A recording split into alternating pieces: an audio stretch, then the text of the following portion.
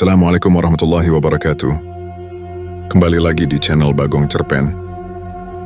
Untuk kisah kali ini saya akan membawakan sebuah cerita yang berjudul Cermin Keramat Penghubung Dunia Lain. Sebelum kita lanjut ke ceritanya, tekan dulu tombol like video ini. Dan jangan lupa tekan juga tombol subscribe channel ini. Nyalakan juga lonceng notifikasinya, agar tidak ketinggalan cerita-cerita lainnya dari channel ini. Dan seperti apa untuk kisah kali ini, langsung saja kita masuk ke ceritanya.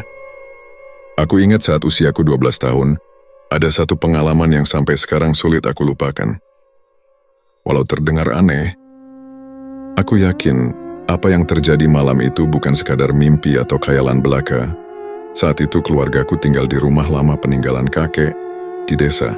Rumah itu besar, dengan langit-langit tinggi dan jendela kayu besar yang sering berderit. Saat angin malam bertiup, ada satu kamar di ujung lorong yang tidak pernah dipakai. Dan sejak kecil aku dilarang masuk ke sana. Itu kamar kosong, Rema, kata ibuku. Dan aku terlalu takut untuk bertanya lebih lanjut. Namun rasa penasaranku tidak pernah surut. Suatu malam listrik di desa mati total. Aku terbangun oleh suara langkah pelan di lorong. Seperti ada seseorang yang berjalan menuju kamar kosong itu. Suara langkahnya berat seperti menyeret kaki. Pikiranku berusaha menyangkal.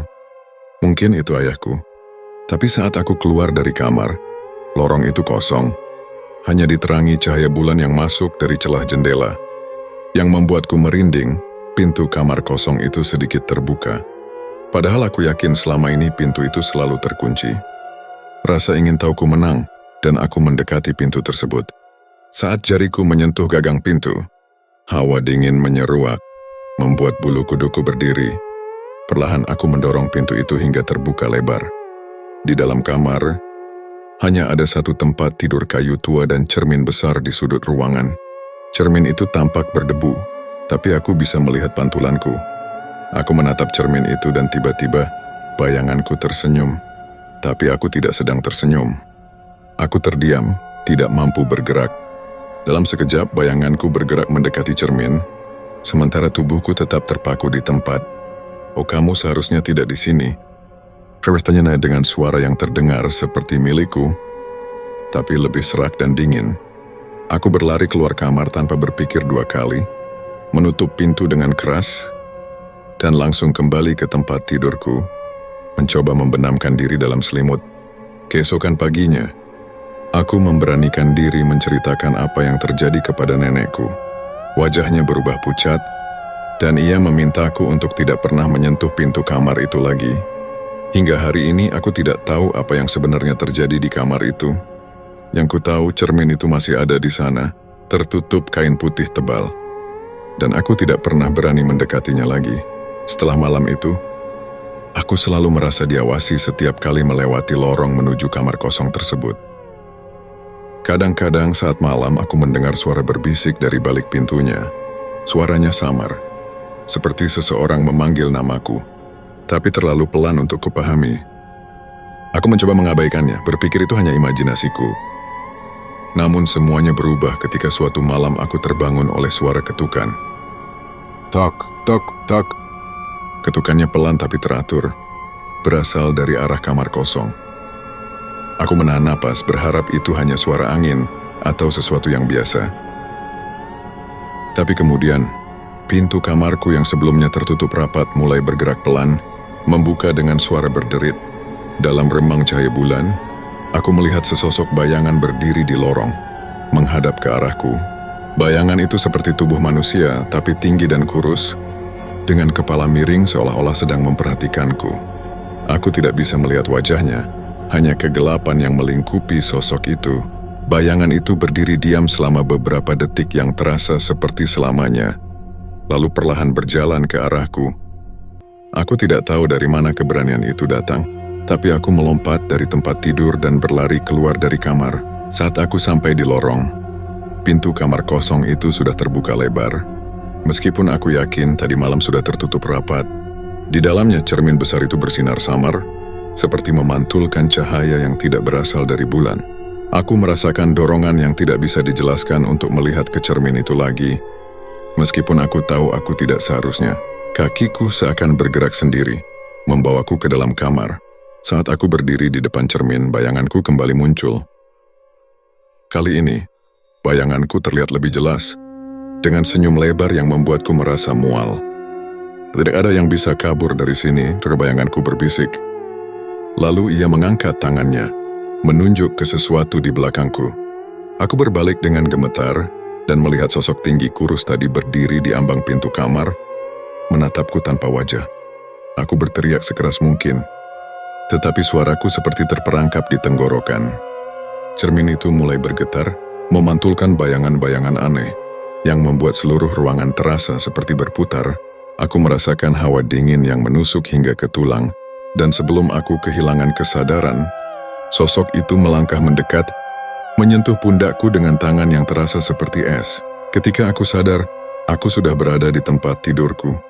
Matahari pagi menyusup melalui celah jendela, dan semuanya tampak normal, tapi ada sesuatu yang berubah.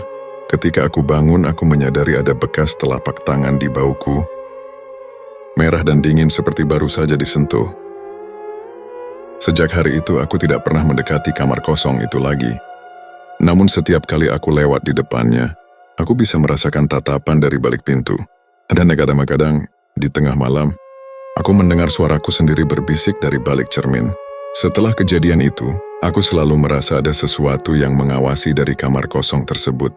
Setiap malam, ketika semua orang di rumah sudah tidur, lorong di depan kamarku terasa lebih gelap dan dingin. Suara-suara aneh kerap terdengar, seperti langkah kaki yang pelan, bisikan yang samar, atau bahkan ketukan lembut di dinding. Namun aku tidak pernah memberanikan diri untuk melihat ke dalam kamar itu lagi. Suatu malam, tepat pukul 2 dini hari, aku terbangun karena suara sesuatu yang jatuh. Gedebuk. Aku duduk dengan tubuh gemetar, mencoba mencari sumber suara. Ternyata suara itu berasal dari kamar kosong. Tidak ada angin malam itu, tapi pintunya perlahan terbuka sedikit, cukup untuk membuatku melihat kegelapan yang mengintip dari dalam. Ketika aku menatap pintu itu, sesuatu bergerak cepat di dalam kegelapan. Mataku membelalak ketika aku melihat sepasang mata merah menyala menatap balik ke arahku. Refleks aku menarik selimut hingga menutupi wajahku. Tapi suara langkah kaki perlahan mendekat ke kamarku. Krek, krek, krek. Langkah itu berhenti tepat di depan pintu kamarku.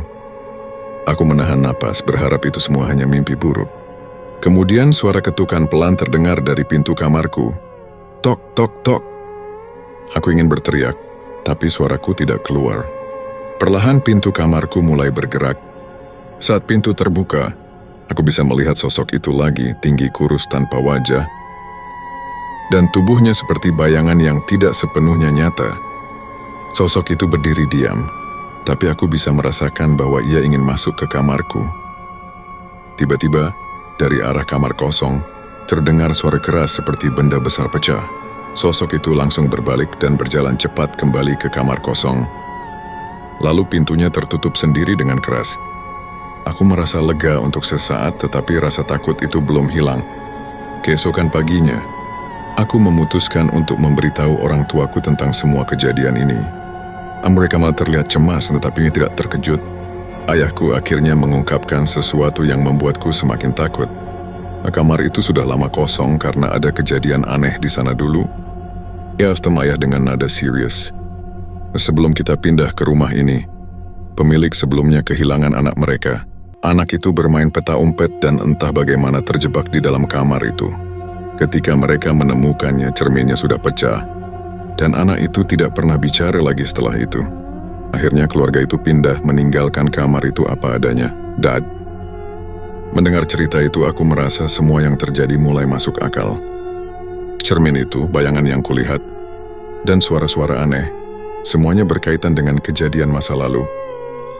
Namun aku tetap merasa ada yang belum selesai.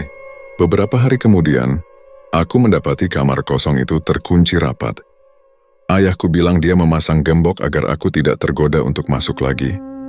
Tetapi setiap malam, aku tetap mendengar suara ketukan dan langkah kaki dari lorong. Hingga sekarang, aku tidak pernah tahu apa yang sebenarnya terjadi di kamar itu, atau siapa sosok yang mengintai dari balik cermin. Namun yang paling menyeramkan adalah, sesekali saat aku bercermin, Aku merasa ada bayangan lain di belakangku, tersenyum samar seolah menungguku untuk kembali ke kamar kosong itu. Setelah malam-malam penuh ketakutan itu, aku merasa tidak sanggup lagi hidup di rumah tersebut. Ketukan, langkah kaki, dan bayangan yang terus menghantui membuatku semakin terganggu. Aku memohon kepada ayah dan ibu untuk memanggil orang pintar atau siapa saja yang bisa membantu menyelesaikan masalah ini. Awalnya ayah ragu, tetapi akhirnya setuju setelah melihat betapa takutnya aku setiap malam. Orang pintar itu datang beberapa hari kemudian, seorang lelaki tua yang membawa tongkat kayu dan kain berwarna putih. Ia meminta semua anggota keluarga berkumpul di ruang tamu, sementara dia berjalan menyusuri rumah dengan tongkatnya, mengetuk-ngetuk dinding dan lantai sambil melantunkan doa-doa dalam bahasa yang tidak ku mengerti. Saat dia mendekati kamar kosong itu, wajahnya berubah menjadi serius. Energi di ruangan ini sangat berat, katanya pelan. Ada sesuatu yang tidak seharusnya berada di sini. Dia meminta ayah membuka pintu kamar yang sudah digembok.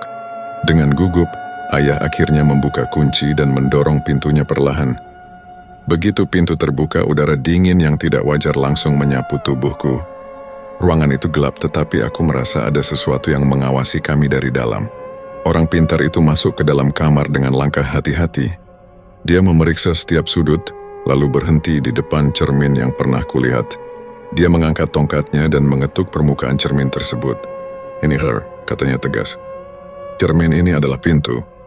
Aku bingung. "Pintu kemana, Pak?" Tanyaku dengan suara bergetar. "Ke dunia mereka," jawabnya. "Cermin ini adalah penghubung. Sesuatu yang ada di dalamnya mencoba masuk ke dunia kita.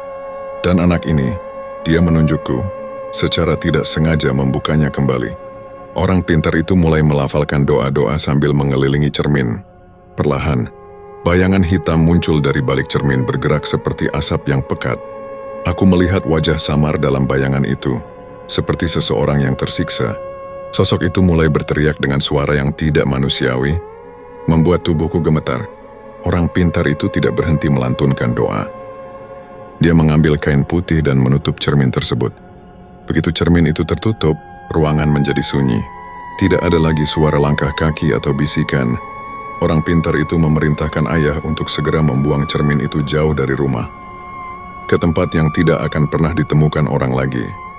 Esok paginya, ayah dan beberapa tetangga membawa cermin itu ke sebuah sungai besar di luar kota. Mereka melemparkannya ke dalam air, memastikan tidak ada yang bisa mengambilnya kembali. Setelah itu, suasana rumah menjadi lebih tenang. Tidak ada lagi ketukan langkah kaki atau suara aneh.